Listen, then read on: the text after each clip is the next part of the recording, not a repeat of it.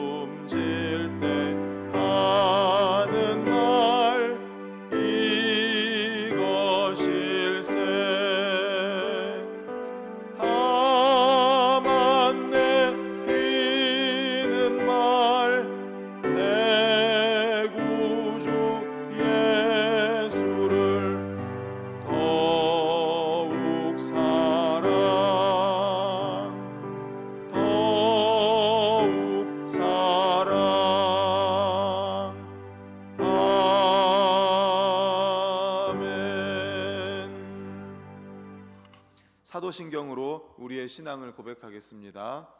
전능하사 천지를 만드신 하나님 아버지를 내가 믿사오며 그 외아들 우리 주 예수 그리스도를 믿사오니 이는 성령으로 잉태하사 동정녀 마리아에게 나시고 본디오 빌라도에게 고난을 받으사 십자가에 못 박혀 죽으시고 장사한 지 사흘 만에 죽은 자 가운데서 다시 살아나시며 하늘에 오르사 전능하신 하나님 우편에 앉아 계시다가 저리로서 산 자와 죽은 자를 심판하러 오시리라.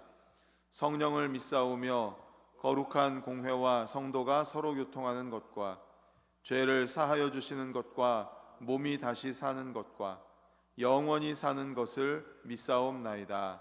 아멘. 찬송가 320장 이후에 송춘남 권사님 기도해 주시겠습니다.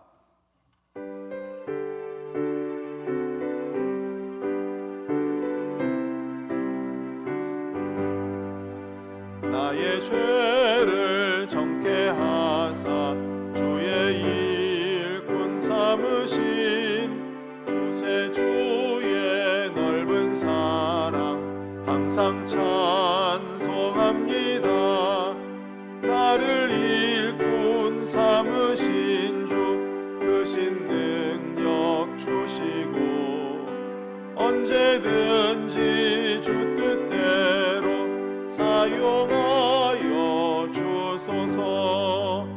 내게 부어 주시려고 은혜 예비하신 주의 은혜 채워주사 능력 있게 하소서. 나를 일꾼 삼으신 주 크신 능력 주시고 언제든지 주 뜻대로 사용하여 주소서. 죄의 짐을 풀어주신 주의 능력 크도다.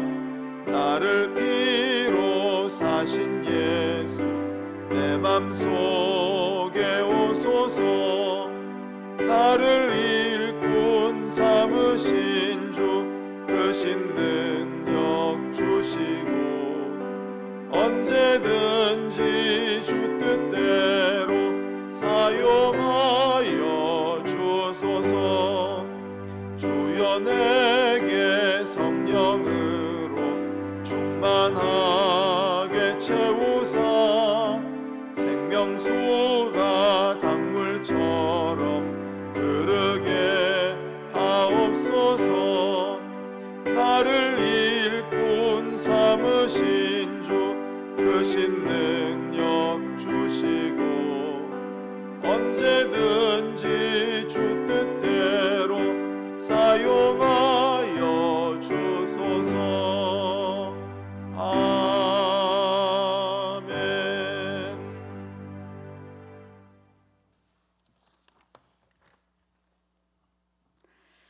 사랑의 하나님 아버지, 이른 새벽 주님의 은혜를 사모하며 나아갑니다.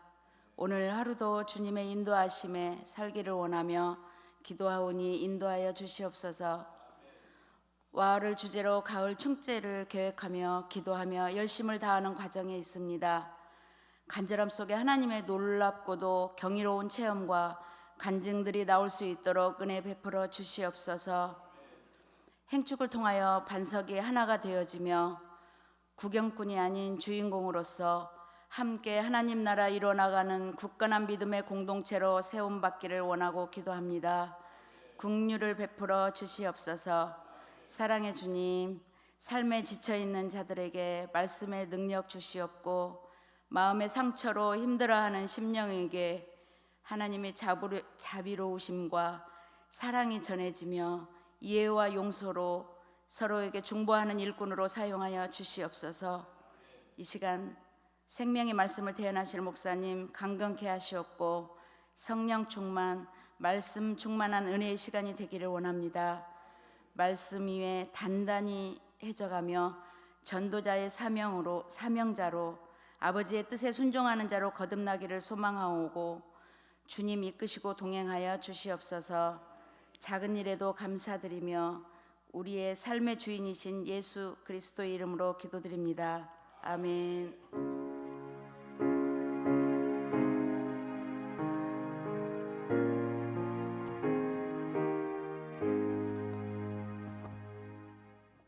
하나님께서 주시는 말씀은 요한복음 1장 35절에서 42절까지의 말씀입니다. 요한복음 1장 35절에서 42절, 신약 143페이지에 있습니다. 제 성경은 143페이지에 있습니다. 요한복음 1장 35절에서 42절까지 우리 다 같이 읽겠습니다. 시작. 또 이튿날 요한이 자기 제자 중 두 사람과 함께 섰다가 예수께서 거니심을 보고 말하되 보라 하나님의 어린 양이로다. 두 제자가 그의 말을 듣고 예수를 따르거늘 예수께서 돌이켜 그 따르는 것을 보시고 물어 이르시되 무엇을 구하느냐 이르되 랍비여 어디 계시오니까 하니 랍비는 번역하면 선생이라. 예수께서 이르시되 와서 보라. 그러므로 그들이 가서 계신 데를 보고 그날 함께 거하니 때가 10시쯤 되었더라. 요한의 말을 듣고 예수를 따르는 두 사람 중에 하나는 시몬 베드로의 형제 안드레라. 그가 먼저 자기의 형제 시몬을 찾아 말하되 우리가 메시아를 만났다 하고 메시아는 번역하면 그리스도라. 데리고 예수께로 오니 예수께서 보시고 이르시되 내가 요한의 아들 시몬이니 장차 게바라 하리라 하시니라. 게바는 번역하면 베드로라. 아멘. 오늘은 행축을 위한 특별 새벽 예배 첫째 날로 요한복음 1장 35절에서 42절을 본문으로 데리고 오라 라는 제목의 말씀으로 함께 은혜를 나누고자 합니다. 아기 낙타가 엄마 낙타한테 물었습니다. 엄마, 우리는 왜 이렇게 발톱이 커? 우리가 사막을 걸을 때 모래에 빠지지 않기 위해서 그렇게 발톱이 크단다. 아기 낙타가 또 물었습니다. 엄마, 그럼 우리는 왜 이렇게 눈썹이 길어? 사막에서 걷다 보면 모래 바람이 세게 불 때가 있는데 그때 모래 바람으로부터 눈을 보호하기 위해서야. 엄마, 우리는 등에 혹이 왜 있는 거야? 사막에 먼 길을 가다 보면은 필요한 영양분과 물이 필요해. 그래서 그곳에 저장하는 거란다. 아기 낙타가 시무룩한 슬픈 표정으로 말했습니다. 엄마, 그런데 우리는 왜 동물원에 있어? 네, 동물원에 있어요. 하나님께서 우리에게 예수 그리스도의 이름을 주셨습니다. 하나님의 능력을 주셨고 보혈의 능력을 주셨고 기도의 능력을 주시고 교회를 허락해 주셨습니다. 이런 귀한 선물을 주신 이유가 무엇입니까? 이것들을 사용해서 복음을 전하고 영혼을 구원하라는 명령입니다. 이런 사명을 주셨습니다. 이런 선물을 주신 목적과 우리에게 사명을 주셨는데 우리가 그것을 잊어버리고 산다면 우리는 동물원에 갇혀있는 낙타와 다를 바가 없다는 겁니다. 오늘 본문에는 세례 요한의 두 제자가 예수님을 만나고 예수님을 증거하는 내용이 담겨 있습니다. 세례 요한 곁에 섰던 두 제자는 세례 요한의 말을 듣고 망설임 없이 예수님을 따라갑니다. 그러자 예수님께서 그들에게 묻습니다.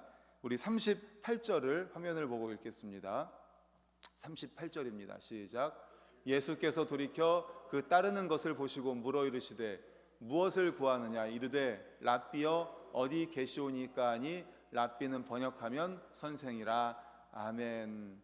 세례 요한 제자 중에 두 명이 예수님을 따릅니다. 그러니까 돌이켜서 그 따르는 두 명의 세례 요한 제자를 보고 무엇을 구하느냐라고 예수님이 물어봅니다. 무엇을 구하느냐? 이것은 바로 내면의 동기를 말하는 겁니다. 오늘날 세상 사람들은 무엇을 구합니까? 부귀영화, 권세, 출세, 공명, 명예, 높은 지위, 쾌락 등등을 구하지 않습니까? 하지만 그런 것들을 구하는 자들은 결코 그것들로부터 만족을 누릴 수가 없습니다. 그러나 두 제자는 세상 사람들이 구하는 것을 구하지 않았습니다. 무엇을 구합니까? 랍비여 어디 계십니까? 선생님 어디 계십니까? 예수님의 질문에 이렇게 대답을 합니다. 어디 계십니까? 라는 말은 주님이 계신 곳에 우리도 함께 있기를 원하고 주님 당신을 알기 원합니다. 할렐루야. 제자들이 구한 것은 바로 이겁니다. 주님 어디 계십니까? 주님과 함께 있고 싶습니다. 주님을 알기를 원합니다. 우리의 인생의 목적을 알고 우리가 주님을 통해서 그런 근본을 알기를 원합니다. 본질을 알기를 원합니다. 이렇게 예수님께 그 두 명의 제자들이 물었습니다. 주님 어디 계십니까? 예수님께서 말씀하십니다. 이어서 39절을 읽겠습니다. 시작. 예수께서 이르시되 와서 보라. 그러므로 그들이 가서 계신 데를 보고 그날 함께 거하니 때가 10시쯤 되었더라. 아멘.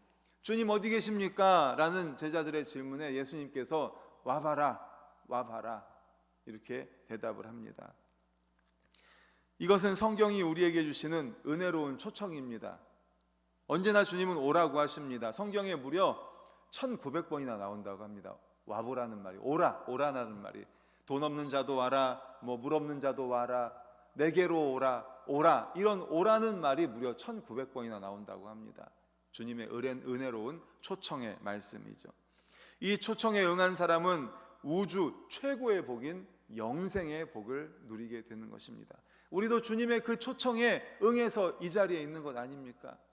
주님의 초청, 또 누군가를 통해서, 우리가 알고 있는 누군가를 통해서, 모태신앙이라고 한다면 우리의 부모님을 통해서, 혹은 우리 친구를 통해서, 우리의 가족을 통해서, 또는 우리의 이웃, 또는 우리 직장 동료, 또 사업 등등 여러 많은 사람 등을 통해서 우리도 와보라, 주님의 이 와보라는 초청에 응했기 때문에 이 자리에 있는 것 아니겠습니까?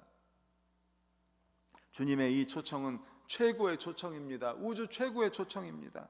와서 보라는 말씀의 두 제자는 예수님과 함께 거했다라고 말합니다. 와서 보라. 그러므로 그들이 가서 계신 데를 보고 그날 함께 거했다라는 겁니다. 함께 거했다.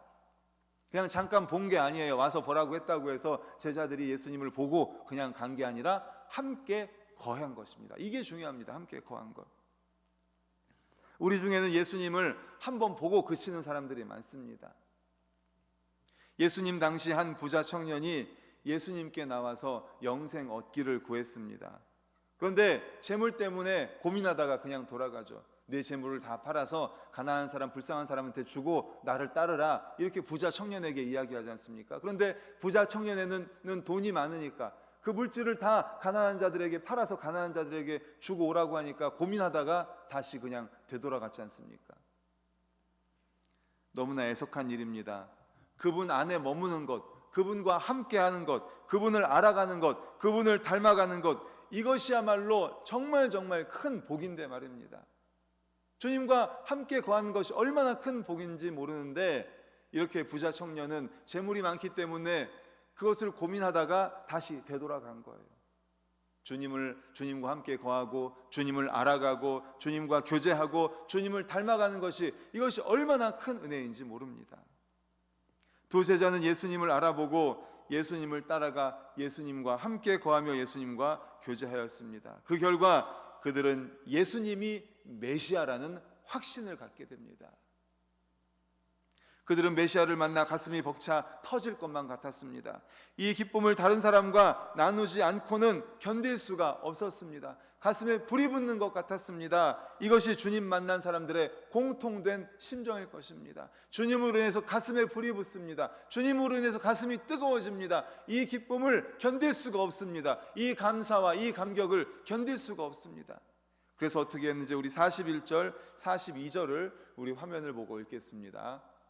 시작. 그가 먼저 자기의 형제 시몬을 찾아 말하되 우리가 메시아를 만났다 하고, 메시아는 번역하면 그리스도라. 42절. 데리고 예수께로 오니 예수께서 보시고 이르되 내가 요한의 아들 시몬이 장차 게바라리라 하시니라. 게바는 번역하면 베드로라. 아멘. 다시 한번 41절을 보여주십시오. 안드레가 먼저 그 예수님을 만나서 예수님과 함께 거하고 예수님과 대화하고 교제하다가 메시아라는 것을 확신한 뒤에 어떻게 했어요? 그 안드레가 형제 시몬을 찾아갑니다. 우리가 메시아를 만났다.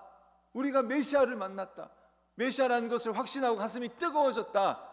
어떻게 할 수가 없다. 견딜 수가 없다. 그래서 그 시몬에게 간 겁니다. 그리고 42절 보여주십시오.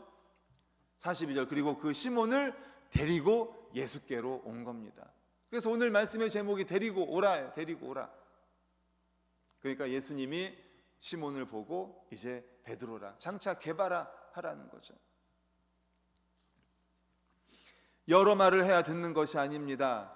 말을 잘 할 줄 몰라도 괜찮고 지식이 부족해도 괜찮습니다. 내가 예수님을 만났다는 그 확신이 필요합니다. 아멘. 중요한 것은 나의 확신이에요. 우리가 음식점에 갔을 때도 어떤 가게 음식점을 가면 누군가에게 들어서 전달하는 게 아니라 내가 직접 먹어보고서 이 음식점이 너무 맛있는 거예요. 그래서 야, 이 음식 진짜 맛있어. 내가 확신해. 내가 보장해. 여기 가서 먹어봐. 혹은 여기 같이 가자. 바로 이겁니다. 나의 확신이 중요한 거예요. 여러 말이 필요가 없습니다. 나의 확신이 중요한 거예요. 내가 예수님을 만났다는 확신. 수가성의 죄 많은 여인, 우물가의 여인, 어제 찬양했던 그 여인이에요. 우물가의 여인. 그런데 낮에 가장 뜨거운 시간에 물을 기르러 왔습니다. 왜 그런가 하면 다른 사람들을 만나지 않기 위해서. 그 여인은 남편을 5명이나 바꾸고 6번째 남편이 있지만 그 남편도 진짜 남편이 아니라 외간 남자였습니다. 이토록 부도덕한 여자였어요. 그렇기 때문에 사람들이 안 오는, 가장 뜨거운 시간에, 사람들이 안 오는 시간에 와서 물을 기르러 했던 거예요. 근데 그 우물가에 갔더니 예수님을 만난 겁니다. 거기에서 예수님을 만나고 난 다음에 이 여인은 물통을 버려두고 마을로 뛰어 들어가서 내가 예수님을 만났다고, 내가 예수님을 만났다고 말하면서 와보라, 와보라 이렇게 얘기하지 않습니까?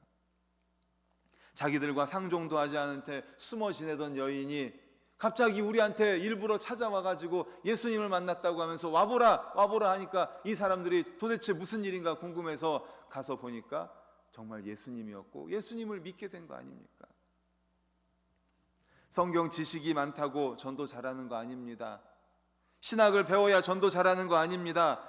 오래 다녔다고 전도 잘하는 거 아닙니다. 오늘 처음 교회에 나왔어도 예수님에 대한 확신이 있을 때 그가 진정 전도자가 될 줄로 믿습니다. 진정한 전도자는 확신입니다. 확신, 내 안의 확신, 내 안의 확신.